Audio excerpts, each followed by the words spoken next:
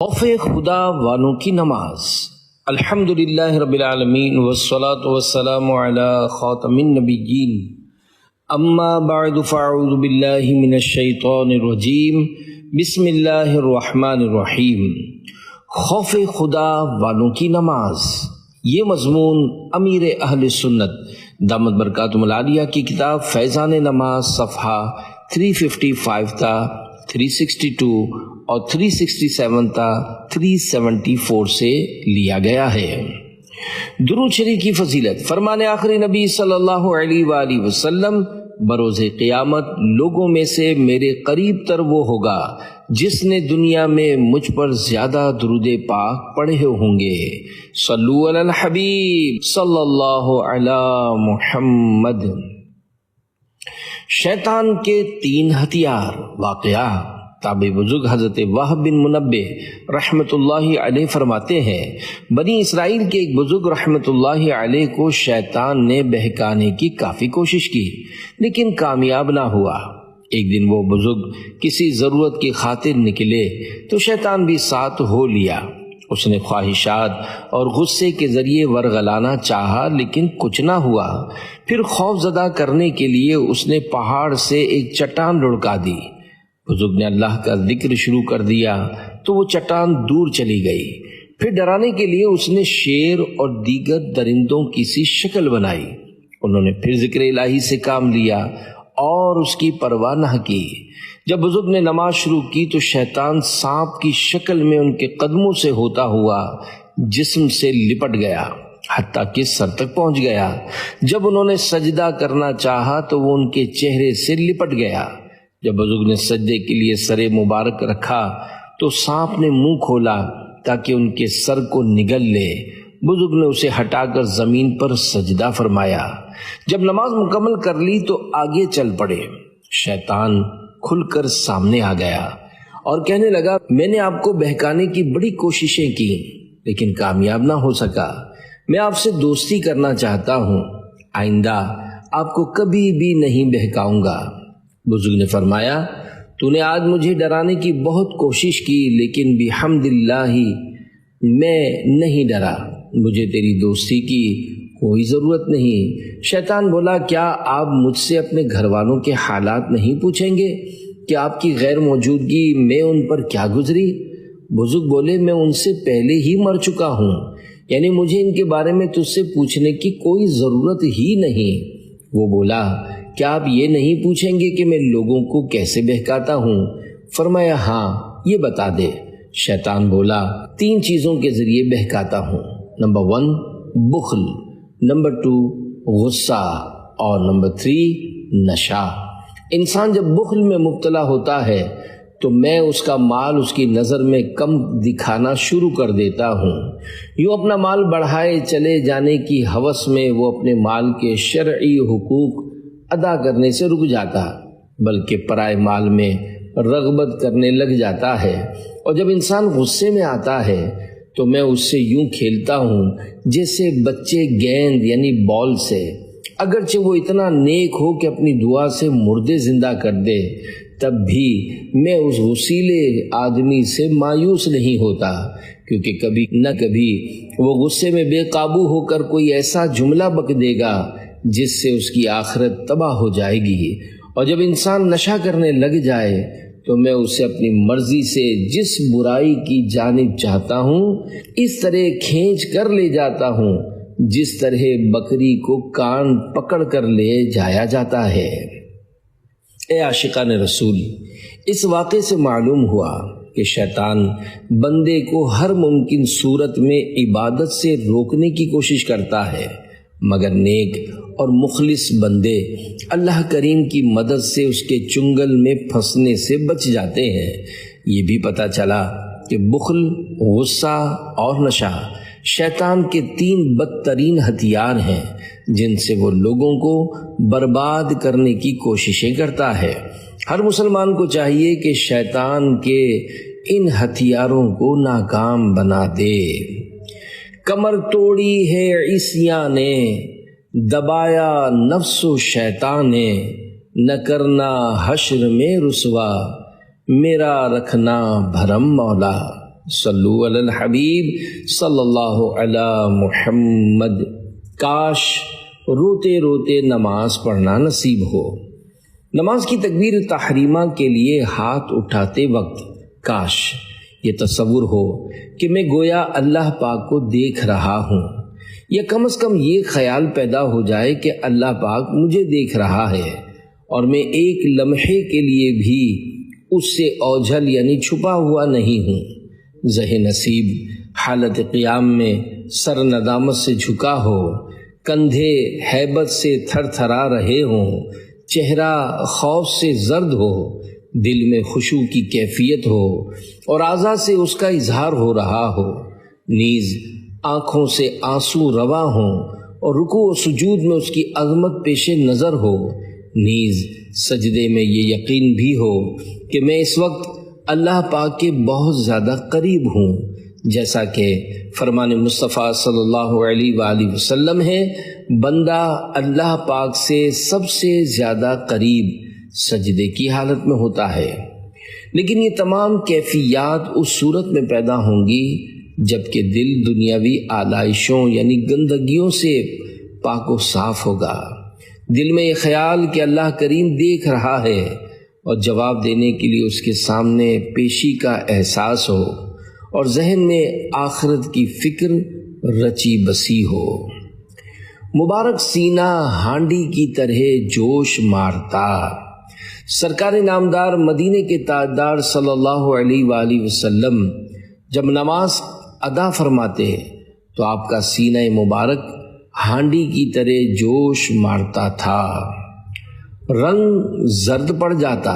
واقعہ نواسۂ رسول امام عالی مقام حضرت سیدنا امام حسین رضی اللہ عنہ کے شہزادے حضرت سیدنا امام زین العابدین رحمۃ اللہ علیہ جب وضو کرتے تو رنگ مبارک زرد یعنی پیلا ہو جاتا۔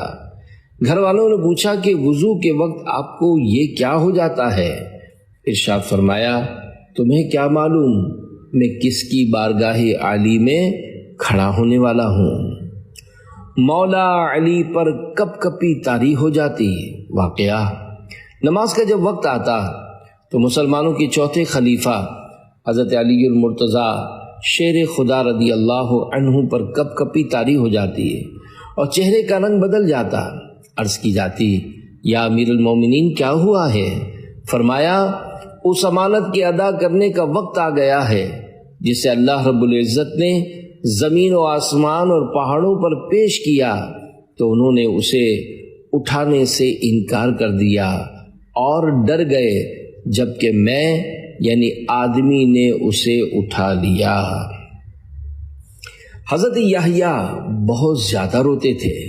اللہ پاک کے سچے نبی ابن نبی حضرت یحییٰ بن زکریا علیہ السلام جب نماز کے لیے کھڑے ہوتے تو خوف خدا سے اس قدر روتے کہ درخت اور مٹی کے ڈھیلے یعنی ڈلے ٹکڑے بھی ساتھ رونے لگتے۔ حضرت یحییٰ علیہ السلام اسی طرح مسلسل آنسو بہاتے رہتے تھے، یہاں تک کہ آنسوؤں کے سبب آپ کے رخسار مبارک یعنی گالوں پر زخم ہو گئے۔ آپ کی امی جان رحمت اللہ علیہا زخموں پر اونی پٹیاں چپٹا دیا کرتی تھیں۔ اس کے باوجود جب آپ دوبارہ نماز کے لیے کھڑے ہوتے تو پھر رونا شروع کر دیتے، جس کے نتیجے میں وہ اونی پٹیاں بھیگ جاتی۔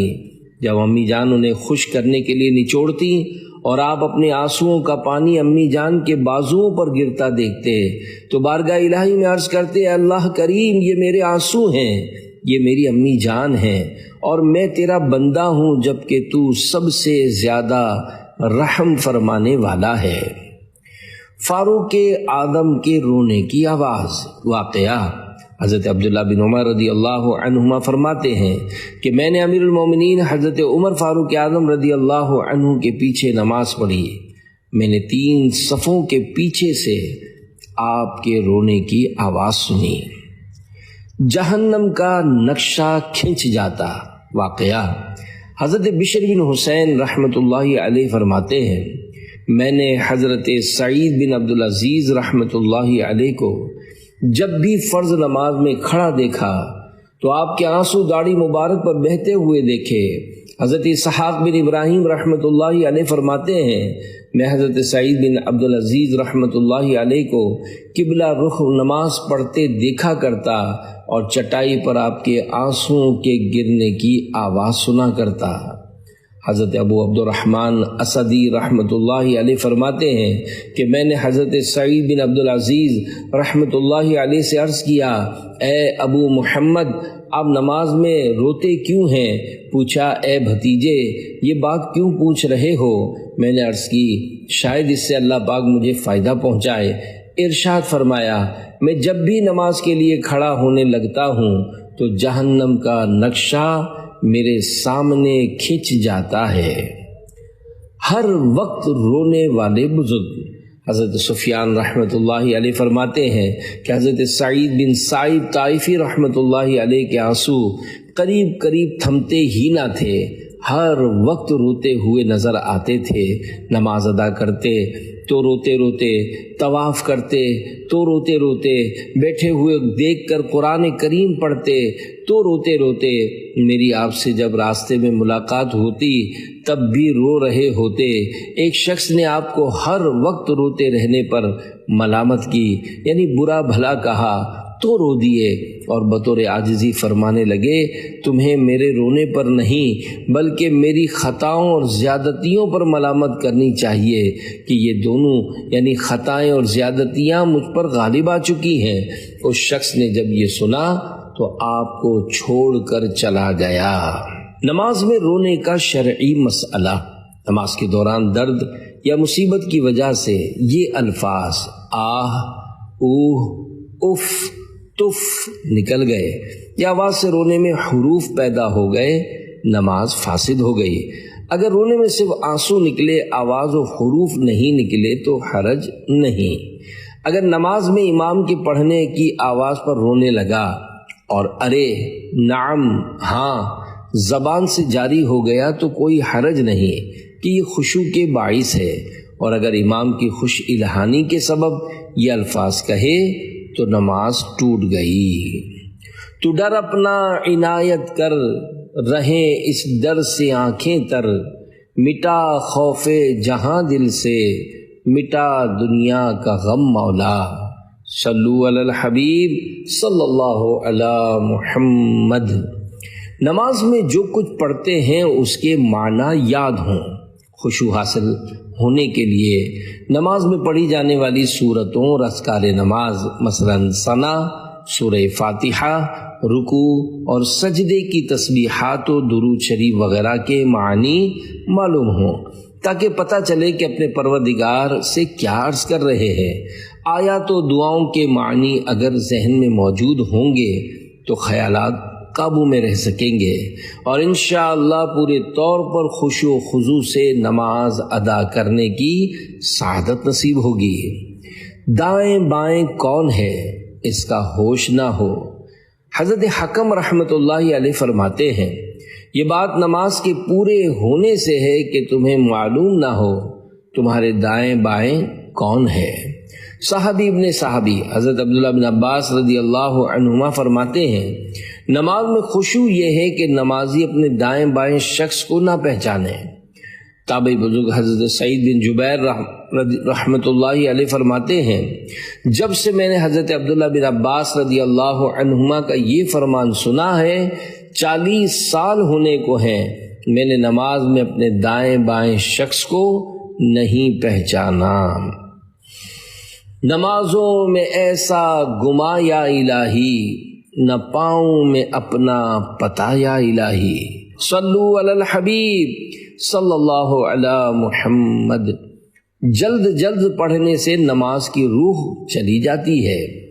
رکوع، سجدہ، قومہ اور جلسہ وغیرہ اطمینان سے ادا نہ کیے گئے تو کسی صورت میں خشوع و خضوع پیدا نہیں ہو سکتا، کیونکہ جلد بازی سے نماز کی روح چلی جاتی ہے۔ نماز ادا کرنے میں جلد بازی، افسوس فی زمانہ مسلمانوں کی بہت کم تعداد نماز پڑھتی ہے، اور جو پڑھتے ہیں ان میں سے بھی بعض لوگ جلد بازی کی وجہ سے بارہا اپنی نمازیں ہی برباد کر بیٹھتے ہیں۔ جلد بازی میں غلط نماز پڑھنے والے کو نماز کا چور قرار دیا گیا ہے۔ اللہ پاک کے آخری نبی صلی اللہ علیہ وآلہ وسلم کا فرمان عالی شان ہے، لوگوں میں سب سے بدتر چور وہ ہے جو اپنی نماز میں چوری کرتا ہے۔ صحابہ کرام علیہم رضوان نے عرض کی، یا رسول اللہ صلی اللہ علیہ وآلہ وسلم، کوئی شخص اپنی نماز میں کس طرح چوری کر سکتا ہے؟ تو آپ صلی اللہ علیہ وآلہ وسلم نے ارشاد فرمایا، وہ اس کے رکوع و سجود پورے نہیں کرتا، یا ارشاد فرمایا وہ رکوع و سجود میں اپنی پیٹھ سیدھی نہیں کرتا۔ مال کے چور سے نماز کا چور بدتر ہے۔ حضرت مفتی احمد یار خان رحمت اللہ علیہ اس حدیث پاک کے تحت فرماتے ہیں، معلوم ہوا کہ مال کے چور سے نماز کا چور بدتر ہے، کیونکہ مال کا چور اگر سزا بھی پاتا ہے تو چوری کے مال سے کچھ نہ کچھ نفع بھی اٹھا لیتا ہے، مگر نماز کا چور سزا پوری پائے گا، اس کے لیے نفع کی کوئی صورت نہیں۔ مال کا چور بندے کا حق مارتا ہے، جبکہ نماز کا چور اللہ پاک کا حق۔ یہ حالت ان کی ہے جو نماز کو ناقص پڑھتے ہیں، اس سے وہ لوگ درس عبرت حاصل کریں جو سرے سے نماز پڑھتے ہی نہیں۔ برے خاتمے کی وعید۔ حضرت حذیفہ بن یمان رضی اللہ عنہ نے ایک شخص کو دیکھا جو نماز پڑھتے ہوئے رکوع سجود پورے ادا نہیں کرتا تھا، تو اس سے فرمایا، تم نے نماز نہیں پڑھی، اور اگر تم اسی حالت میں انتقال کر جاؤ تو حضرت محمد مصطفیٰ صلی اللہ علیہ وآلہ وسلم کے طریقے پر تمہاری موت واقع نہیں ہوگی۔ نسائی شریف کی روایت میں یہ بھی ہے کہ آپ رضی اللہ عنہ نے پوچھا، تم کب سے اس طرح نماز پڑھ رہے ہو؟ اس نے کہا 40 سال سے۔ تو آپ نے اس سے ارشاد فرمایا، تم نے 40 سال سے نماز ہی نہیں پڑھی، اور اگر اس حالت میں تمہیں موت آ گئی تو دین محمدی پر نہیں مرو گے۔ کوے کی طرح چونچ نہ مارو۔ حضرت عبد الرحمن بن شبل رضی اللہ عنہ فرماتے ہیں کہ نبی کریم صلی اللہ علیہ وآلہ وسلم نے کوے کی سی ٹھونگ یعنی چونچ مارنے اور درندے کی طرح ہاتھ بچھانے سے منع فرمایا ہے۔ شرح حدیث یعنی ساجد سجدہ کرنے والا سجدہ ایسی جلدی نہ کرے جیسے کوا زمین پر چونچ مار کر فوراً اٹھا دیتا ہے، اور سجدے میں کوہنیاں زمین سے نہ لگائے جیسے کتا بھیڑیا وغیرہ بیٹھتے وقت لگا لیتے ہیں۔ جلدی نماز پڑھنے والے کی مثال۔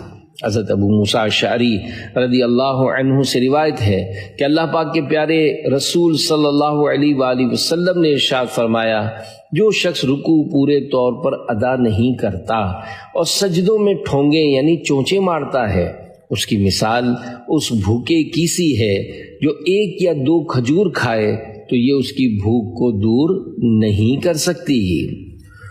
2 بار نماز پڑھوائی۔ حضرت ابو ہریرہ رضی اللہ عنہ سے روایت ہے کہ ایک شخص مسجد میں آیا، رحمت عالم صلی اللہ علیہ وآلہ وسلم مسجد کے کونے میں جلوہ گر تھے۔ اس شخص نے نماز پڑھی اور حضور اکرم صلی اللہ علیہ وآلہ وسلم کو سلام کیا۔ اس سے نبی کریم صلی اللہ علیہ وآلہ وسلم نے فرمایا، وعلیک السلام، لوٹ جاؤ، نماز پڑھو، تم نے نماز نہیں پڑھی۔ وہ لوٹ گیا، نماز پڑھی، پھر آیا، سلام کیا۔ آپ صلی اللہ علیہ وآلہ وسلم نے فرمایا، وعلیک السلام، لوٹ جاؤ، نماز پڑھو، تم نے نماز نہیں پڑھی۔ اس نے دوبارہ یا اس کے بھی بعد عرض کی، یا رسول اللہ صلی اللہ علیہ وآلہ وسلم، مجھے سکھا دیجئے۔ آپ صلی اللہ علیہ وآلہ وسلم نے فرمایا، جب تم نماز کی طرف اٹھو تو وضو پورا کرو، پھر کعبے کو منہ کرو، پھر تکبیر کہو، پھر جس قدر قرآن آسان ہو پڑھ لو، پھر رکوع کرو حتیٰ کہ رکوع میں مطمئن ہو جاؤ، پھر اٹھو حتیٰ کہ سیدھے کھڑے ہو جاؤ، پھر سجدہ کرو حتیٰ کہ سجدے میں مطمئن ہو جاؤ، پھر اٹھو حتیٰ کہ اطمینان سے بیٹھ جاؤ، پھر سجدہ کرو حتیٰ کہ سجدے میں مطمئن ہو جاؤ، پھر اٹھو حتیٰ کہ اطمینان سے بیٹھ جاؤ، پھر اپنی ساری نماز میں یہی کرو۔ رسول اکرم صلی اللہ علیہ وآلہ وسلم سے ملتی جلتی نماز واقعہ۔ تابعی بزرگ امیر المومنین حضرت عمر بن عبدالعزیز رحمۃ اللہ علیہ سنتوں پر عمل کی بھرپور کوشش کیا کرتے تھے۔ جب آپ حاکم مدینہ تھے ان دنوں نبی کریم صلی اللہ علیہ وآلہ وسلم کے خادم خاص حضرت انس بن مالک رضی اللہ عنہ عراق سے مدینہ شریف آئے تو حضرت عمر بن عبدالعزیز رحمۃ اللہ علیہ کے پیچھے نماز پڑھی۔ انہیں حضرت عمر بن عبدالعزیز رحمۃ اللہ علیہ کی نماز بہت پسند آئی، چنانچہ نماز پڑھنے کے بعد فرمایا ما رأیت احدا اشبہ بصلاۃ النبی من هذا الغلام، یعنی میں نے اس نوجوان سے بڑھ کر رسول اکرم صلی اللہ علیہ وآلہ وسلم سے ملتی جلتی نماز پڑھنے والا کوئی نہیں دیکھا۔ اللہ رب العزت کی ان سب پر رحمت ہو اور ان کے صدقے ہماری بے حساب مغفرت ہو، آمین بجاہ خاتم النبیین صلی اللہ علیہ وآلہ وسلم۔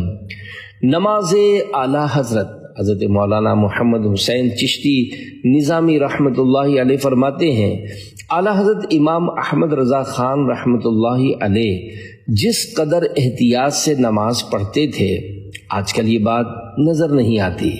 ہمیشہ میری 2 رکعت ان کی 1 رکعت میں ہوتی تھی اور دوسرے لوگ میری 4 رکعت میں کم سے کم 6 رکعت بلکہ 8 رکعت پڑھ لیا کرتے تھے۔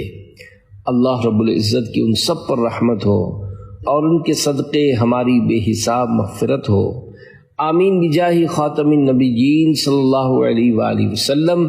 صلو علی الحبیب صلی اللہ علی محمد۔ آقا کی قراءت مرحبا۔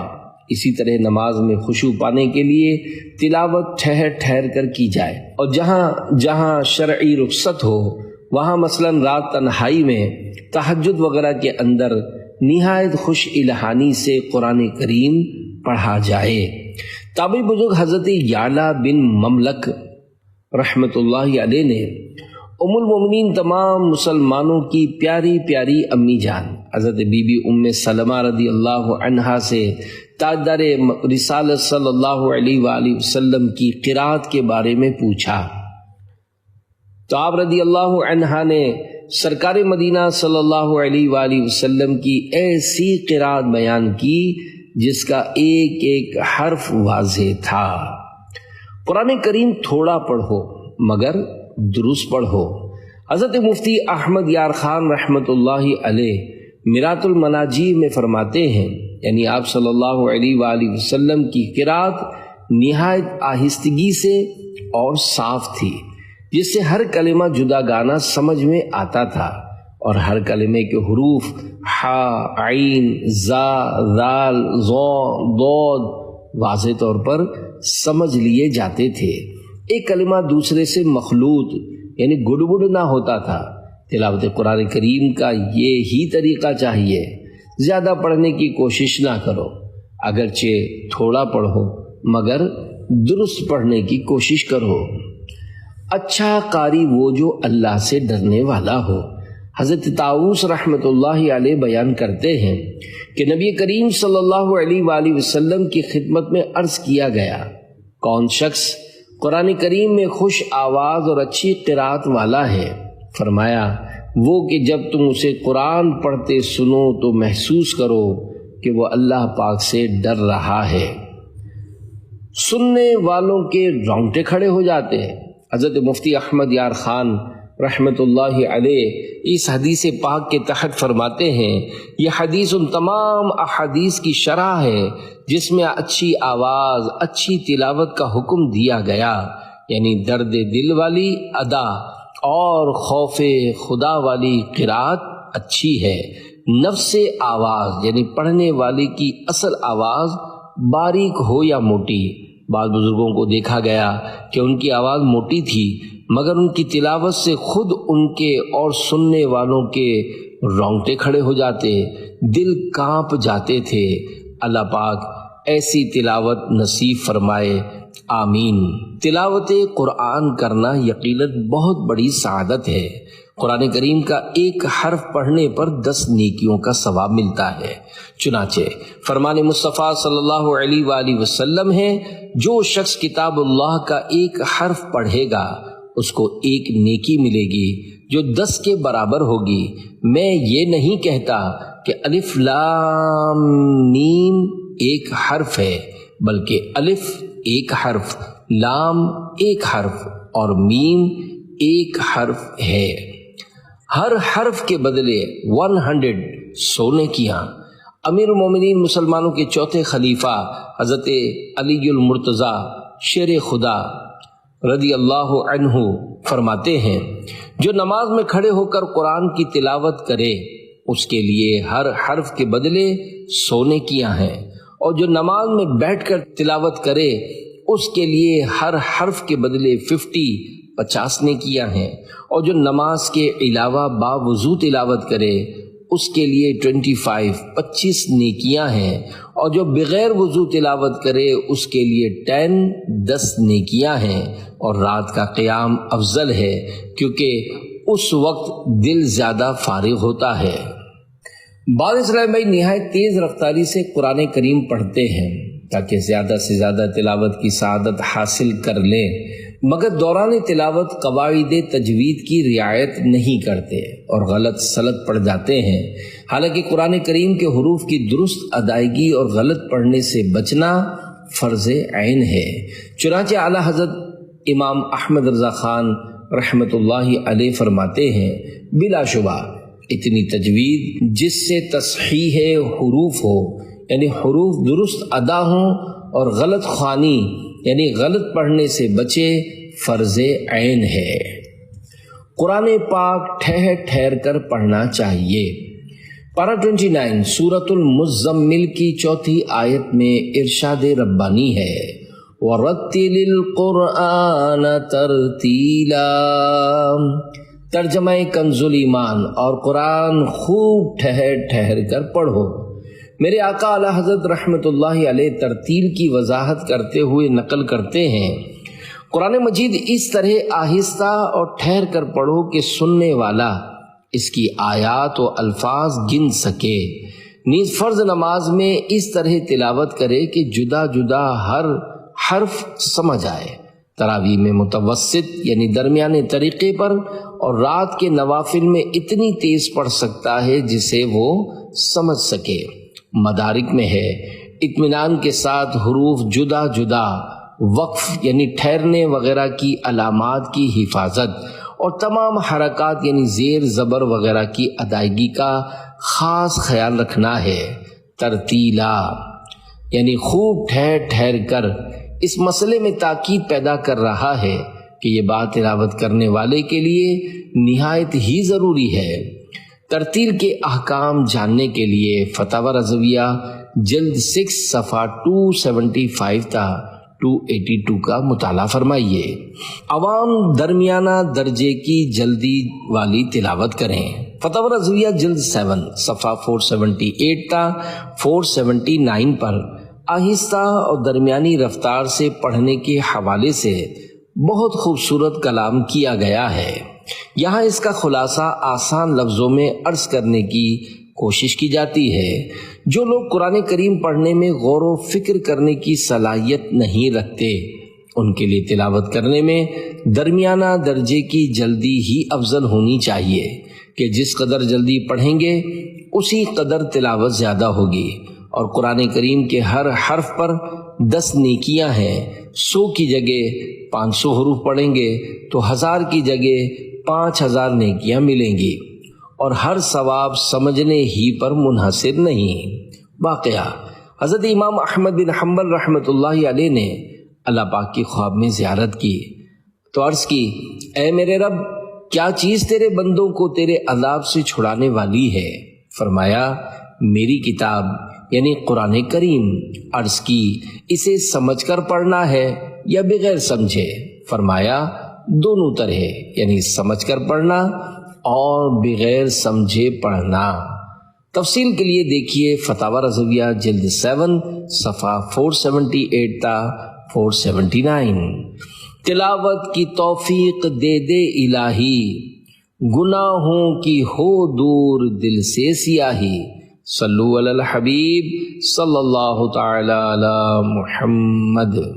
نماز کے ضروری مسائل جاننا ضروری ہے، نماز کے ضروری مسائل جاننا ضروری ہے، کیونکہ جو نماز کے فرائض، واجبات، سنتیں اور نماز کو فاسد کرنے یعنی توڑنے والی چیزوں وغیرہ کا علم رکھتا ہے وہ اچھی طرح نماز پڑھ سکتا ہے، جبکہ جو نماز کے ضروری مسائل سے ناواقف ہے وہ درست نماز کیوں کر ادا کر سکے گا؟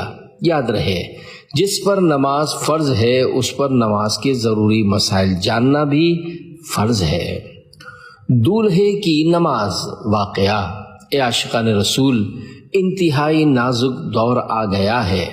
ہمارے یہاں ایسے مسلمانوں کی بھی ایک تعداد مل سکتی ہے جن کو نماز پڑھنا بالکل بھی نہیں آتا، جیسا کہ دعوت اسلامی کے ایک مدنی اسلامی بھائی کا بیان ہے کہ میں کراچی کی ایک مسجد میں امام ہوں۔ ایک رات عشاء کی نماز کے بعد مدرسۃ المدینہ برائے بالغان کے سلسلے میں ہم کچھ اسلامی بھائی مسجد میں موجود تھے کہ ایک دولہا اپنے چند دوستوں سمیت مسجد میں آیا اور مجھ سے کہنے لگا کہ مجھے نماز پڑھا دیجئے۔ میں نے جواباً کہا کہ نماز تو میں نے پڑھا دی ہے، آپ اپنی پڑھ لیجئے۔ اس نے پھر کہا کہ نہیں، مجھے آپ نماز پڑھا دیجئے۔ تو اب میں اس کی بات سمجھا کہ وہ کہہ رہا ہے مجھے سرے سے نماز پڑھنا ہی نہیں آتی، لہذا آپ مجھے اس کا طریقہ بتا دیجئے۔ میں نے ایک سلجھے ہوئے اسلامی بھائی کو کہا کہ آپ انہیں طریقہ بتا دیجئے۔ انہوں نے طریقہ بتایا، مگر اس 34 سالہ دولہے کو رکوع، سجود، التحیات وغیرہ کے متعلق کچھ بھی پتہ نہیں تھا کہ یہ کس کو کہتے ہیں اور کیسے کرتے ہیں، حتیٰ کہ اسے ایک ایک چیز بتانی پڑی کہ ہاتھ کانوں تک اٹھا کر ناف کے نیچے باندھیں، رکوع و سجدہ اس طرح کریں۔ یوں شروع سے آخر تک انہیں ایک ایک چیز بتائی گئی۔